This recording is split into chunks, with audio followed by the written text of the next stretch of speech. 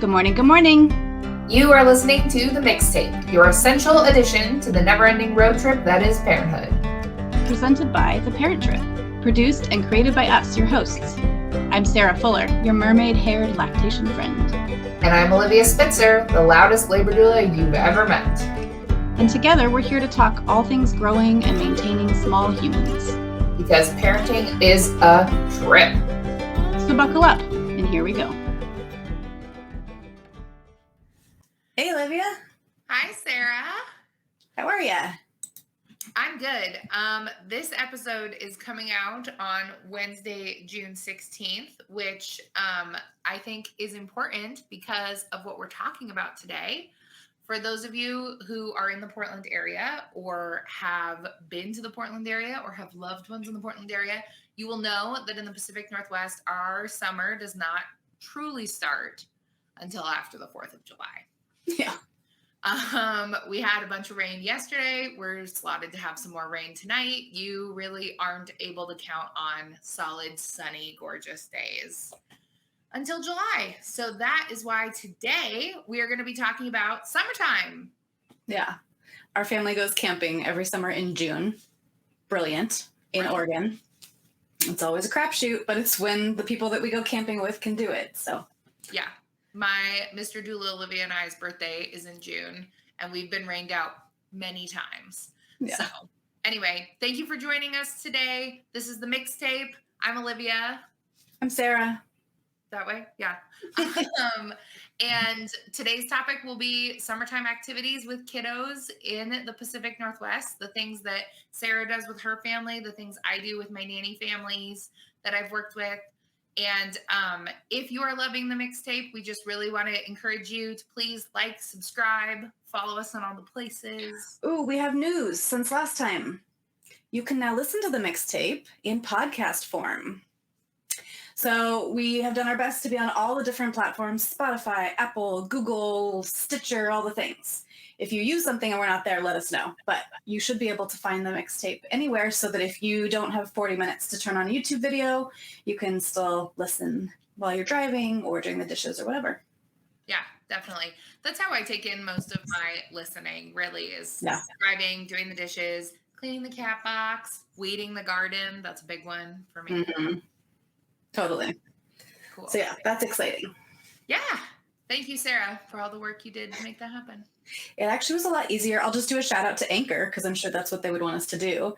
It actually was like super easy. Like you just upload your file and there was a couple platforms that I had to go like sign us up for individually, but it did like almost all of them for us. And it just seems like a really slick platform. Great. That's awesome. Yeah. Okay, let's jump into summertime. Is it time for hot girl summer? You ready? Hot parent summer? Hot parent summer. Hot mom summer. I don't know. Yeah. Do you have something you're dying to start us off with? Well, I already mentioned camping, so that's a big one. And I think about camping in this part of the country is that like you kind of have to plan ahead, right? Mm-hmm. Like a lot of sites get booked up. There are a lot of spots that you can like take your chances and just drive up and see if they're open. They leave them open. But yeah, you have to be pretty on it if you're like planning a very specific vacation. Yeah. And then it's also a little tricky, I feel like, because we tend to have, well, there's always the chance of rain, but also the temperatures tend to get fairly low at night. Like it's not hot all the time. So you have to pack both warm stuff and cool stuff. Right. Totally. But camping actually wasn't on my list. Okay. It's a nice one, especially like as we ease out of COVID stuff, right? Like it's an outside thing. So like this camping trip we're going on, it's with some friends with kids and stuff, and it'll feel really comfortable, I think, to be outside spending time with them. But I think one of the things I'm really excited for are the splash pads in Portland. You stole that from me. I was going to talk about that one too. Yeah, let's talk. What are splash pads, Sarah? So they tend to be these like big concrete expanses with all kinds of fun fountains and tunnels and things the water sprays out of, and they're only open in Portland, like June through September. Yeah, definitely. I think the thing that is really appealing to me about them in my nanny experience is that it's a little bit like cross ages fun. Yeah. Whereas going specifically to like a pool, there's an element of like, can this kid swim? Can this kid swim without me having my eyes on them all the time? Do I Right. have to hold this baby in the water? Like, whereas splash pads, like nobody's drowning. No. Everybody's getting wet, right? I, So I worry a little bit sometimes about like slipping on the wet concrete. Yeah. So good shoes with traction is a good idea. right. Totally. But yeah, there's like, you can sit on your picnic blanket while even your toddler is like wandering around exploring. Yeah, definitely. Nice. And the cool thing about Portland is that there are splash pads in all 5 quadrants of the city. Yes, I did say that right. There are 5 quadrants to this city. And so they're everywhere, and they're, fairly low cost for the city to run. It's kind of like a big sprinkler system, and they're pretty cool in that a lot of them need to be kind of activated by play. So it's not like they're just running water and wasting water if nobody's there. So you have to like step on a cool button or like jump on a thing in order to make the water go. Yeah. And there's a lot of variety too. There are ones that are more like fountains. I can't remember the name of the one in Northwest. I don't remember the name of it, but it's really cool. It's like very like, you feel like you could just like sit there and have a little lunch and it'd be pretty, but also the kids can go and you can play in it. Yeah, that's really cool. Do you have a favorite splash pad?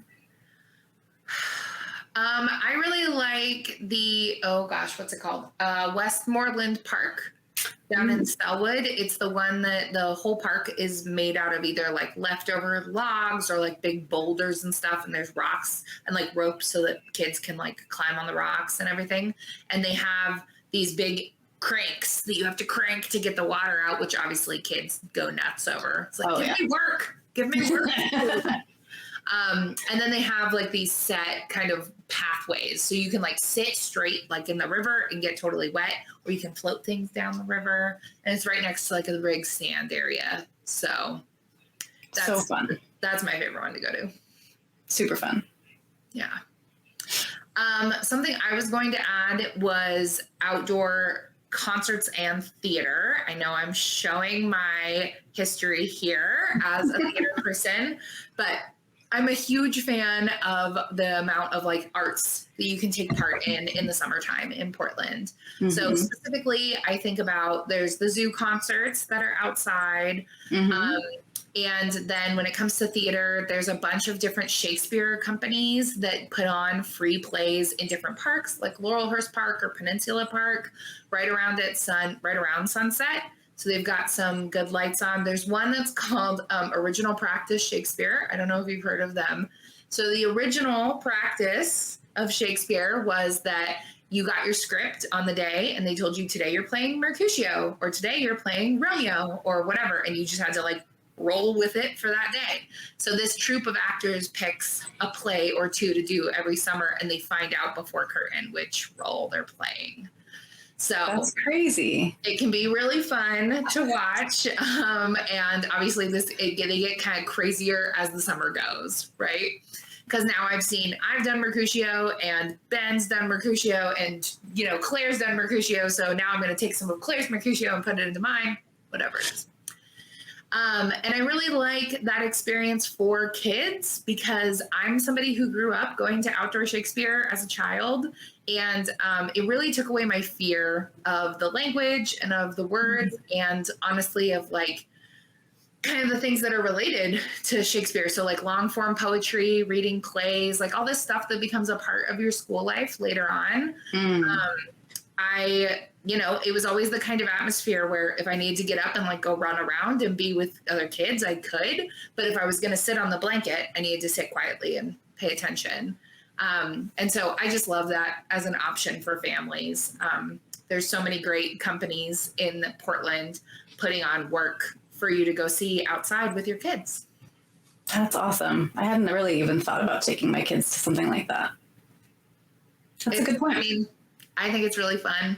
I have some of my best memories as a kid is watching Shakespeare in a forest in the hometown where I grew up in. That's where I love that. and you'd like pack a picnic and go watch. There's also there's several like dance type companies that do performances outside, especially in the summer. I know that we went one time to like an aerial silk performance outside. Mm-hmm. I think there was a ballet type one. There's some really cool stuff that's done outside here in the summer. Yeah, definitely. What else were you thinking, Sarah? What else was I thinking? So this one is for those like 90, 100-degree days. They have started to reopen some of the libraries. That's so exciting. I didn't even know that. Yeah, it's not all of them. You definitely have to check and see which ones. But yeah, I think Holgate is the one where we normally go like pick up our holds and stuff from. And I think they're open. So like just, on a really hot day, go be somewhere indoors with air conditioning and like get a whole bunch of books for your kids to just like devour, whether it's outside or inside, Yeah, and a lot of the libraries in Portland offer really cool things. Like I know that the library in Selwood has a Lego day where like 2 to 4, they put out all of their Legos. And that's awesome. Let you do like Lego time. So it's definitely worth checking out your local library's offerings of like what they do for events on top of just like being the best place to be for. Yeah. They also normally do a summer reading program too, where you like track your reading every day. And then at each, I feel like there's only 4 or 5 milestones. Like you do this many days and then you get to pick a prize or you get like a free Dutch Bros or something like that. Cool. Yeah. So that's a nice little goal to set and like keep your kids' brains going too, which is nice. Yeah, definitely. Yeah. The next one I was going to mention is specifically not for 90 or 100-degree days. Okay. It's for more of those like temperate 80s. But I love to go to Savi's Island and take part of the You Pick farms that we have available so close to the city. Yeah. So Savi's Island is up 30, just a little bit outside the city. It's usually, depending on where you live, it's like a 20 to 40-minute drive. And traffic. Yeah. But I really love to go out there again in terms of getting used to seeing people again after COVID activity. Mm-hmm. That's a great one. Take a couple families, rent a wagon, and just go pick berries or go, there's like flower cut farms, there's strawberries, there's raspberries, there's you can also do, if you're willing to do more of a drive, you can do the Fruit Loop out in Hood River, and then you can pick peaches and apples. And I will tell you that there's a spot on the Fruit Loop that does huckleberry milkshakes that are amazing. Sounds yummy. So yeah, that's something that David and my husband and I often take our nephews to do, is either berry picking or out on the Fruit Loop. That's a great idea. Also, while you're on Savi, they have got some really nice beaches. Mm-hmm. If you want to dip your toes in the water, you got to watch out. There is one that's a nude beach, but there are several that are totally family friendly. Yeah. And maybe nude is your family's vibe, but you just should go into it with eyes open. Yeah, as long as you know what you're getting into. This is not a surprise. Whoops. I read something recently about, this is not related to summer, sorry guys, but I read something recently about children at home births. Uh-huh. And, there are people saying what if you scar your kid? What if you scare them by, these are big things that are happening at a home birth. And the rule of thumb that I read from one midwife is she was like, I have seen kids be totally fine at births as long as no one is forcing them to be there. That's a really good point. Yeah. If they have the option to opt out, then they're fine.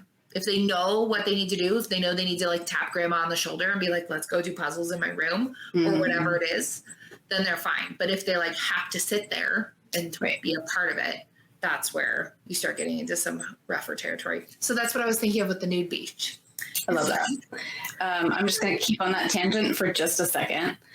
I've been thinking a lot lately about how many people get into their pregnancy without actually understanding anything about childbirth.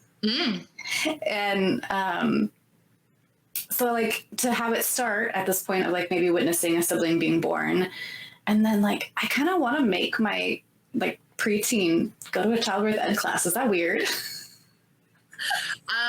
Maybe we should talk about making that a piece of the parent trip as a teenager childbirth ed course. I just got really excited. If you're watching this right now and you would send your kid as a teenager as part of their sexual education to a childbirth education course taught by Sarah and I, you should let us know. Put it in the comments. Oh my gosh, that would be so amazing. I mean, it's just like, there's so many things that don't get taught. And for an adult to get literally like 5 months into their pregnancy and not even really know how childbirth works, like to choose to get pregnant or accidentally get pregnant and not know what you're getting yourself into. Yeah. Totally scary. Yeah. And definitely during my doula workshop, I wrote in the margins of one of my textbooks, the older I get, the angrier I am. The reason why is because I felt like I was 26 when I took my doula workshop. And I was the person who, whenever somebody in my community was pregnant, I was like, what can I do? How can I be helpful to you? Do you want me to go grocery shopping with you and carry stuff in the house? Like, do you want me, like, can I hang out at your house and like rub your feet? I just want to be around you. I just want to know about this thing. So I felt like if anyone was going to pick up like stuff about pregnancy and childbirth through the zeitgeist, it was going to be me. Like, I was the one who was like knocking on the zeitgeist door being like, hello, tell me more. And there was so much I didn't know. And it just made me so angry because I was like, it means it's not available. It's not immediately available. Mm-hmm. Like I'm the girl who read operating instructions when I was 16 years old. Like, not immediately available. Yeah. See our last episode where we talked about some of our favorite books. Yes. Highly recommend. Okay. Should we untangent? Yes. Wind it back. We covered splash pads. We've covered libraries. We've covered outdoor art, including plays. We've covered berry picking. I have a couple more, like watching, or well, one of them was watching, one of them was participating. Okay. Drive-in movie theater. So there's one in Newburgh where I grew up. It's like one of the only ones left in the country. And they recently like went through this whole voting process to win a contest to get a digital projector because it's like required now. So they're going to be around for a while. It's going to be awesome. A lot of different people kind of made their own drive-ins last summer. I tried to look around. I don't know that anyone's doing that or that there's as many this year. But there's always one that's like been around for decades in Newburgh. And they do Friday through Sunday and you get 2 shows for your admission. And it's like $9 a person for adults and like $5 for kids. It's like super reasonable. So you could even go like just to the first show and then go home if you're not a late night person. And they've got a concession stand and you just hang out in your car. Like if you're still feeling really COVID nervous or whatever, like you don't even have to be around people unless you have to go pee or something. Right. Yeah. Totally. I love that. So, and also go just support this business that was around my whole childhood and should continue to be around. Yeah. It's the 99W Drive-In Theater. Okay. Noted. The other one is that the Rose City Rollers, the derby team here in Portland, has been hosting pop-up skates places. I didn't know that. You didn't know that? I took my oldest for her birthday in March. We went to one at Lloyd Center in one of their parking garages. It was like the second floor, so it was like covered out of the sun. They blocked it off the cars, you know, and you go pay your admission and you get to skate around for a couple hours. And they bring, so you can, what? Oh, I was just saying so many people got into skating during the pandemic. Yeah. And they're continuing to do it as far as I can tell. And you can bring your own gear, or they also bring like this van full of roller skating gear that you can rent on the spot. That's awesome. Yeah. So, and I think the locations change. So you just have to go check out their website. Right. Yeah. Stay in with the Rose City Roller Girls. Mm-hmm. Oh my gosh, my kids. So summer camps is not really something I want to talk about. Yeah, that's fair. But my kids are going to the Rose City Rollers Derby Camp this year. They were so excited to go last year, and they opened up this year with some really, like, they reduced their numbers, they reduced their hours, so we felt pretty good about it, and we got in. But it has been a mess out there. I feel like Portland parents, I hope you all have found good solutions for childcare. A lot of parents rely on these summer camps for childcare. Yeah. And it's just been kind of a mess. And I hope you all have figured it out. Yeah, definitely. Another thing that's been a mess is swim lessons. Oh my gosh. I feel like I mean, I'm not a parent, and I feel like I know that they fill up in 5 seconds. Yeah. But also, here's the kicker. This year, all parents have to be in the pool with their student. No matter how old the kid is? No matter what swimming level, up through like maybe the very highest or something. My understanding of it is that I think the instructors aren't going to be in the water. So they're like on the edge teaching. I know. I see your face and and this is the thing. I think a lot of people who like signed on the moment spots opened to sign their kids up, I don't know if they knew. Like, I think this is all going to end up being a total disaster. Woo! Oh my goodness. Yeah. So there's a bunch of people who are trying to figure out how to teach their kids to swim this summer. So they're doing things like renting a hotel room that has a pool in it and then just spending a bunch of time in it. There are some websites now where you can rent private pools. I know you've looked into this a little bit. Yeah, Swimly is one of them.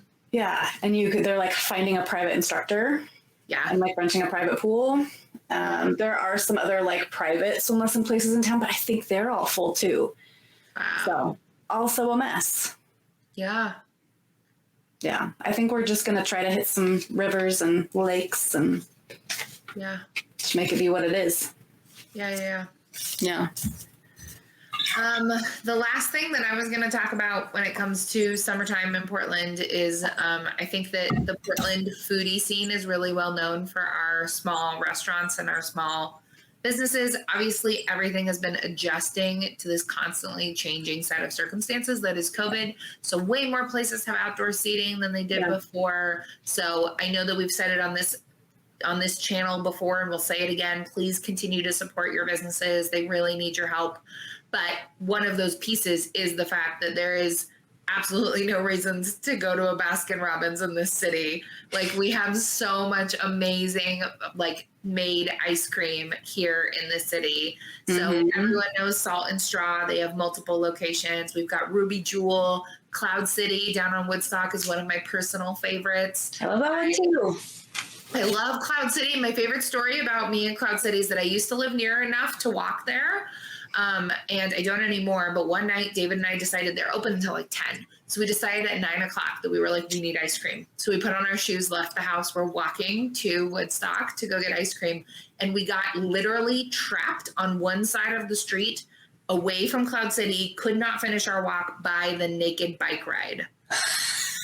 So we're standing on the corner at 9 o'clock at night, and there's a river of naked people biking down Woodstock. And there was no way we were going to be able to cross. And we were like, okay, I guess we have to go home. I love Portland. Yeah. So anyway, if you like live even south of Woodstock, there's, I think it's called USA Great American Video or something like that, but they have homemade frozen custard inside this video rental store. Okay. And a drive-through window. So you can just drive through. You don't even have to go inside. But anyway, my point is, if you are an ice cream fan, I'm an ice cream fan, please check out. We've got so many amazing small businesses that could really use your support. Totally. I have one final one. Okay.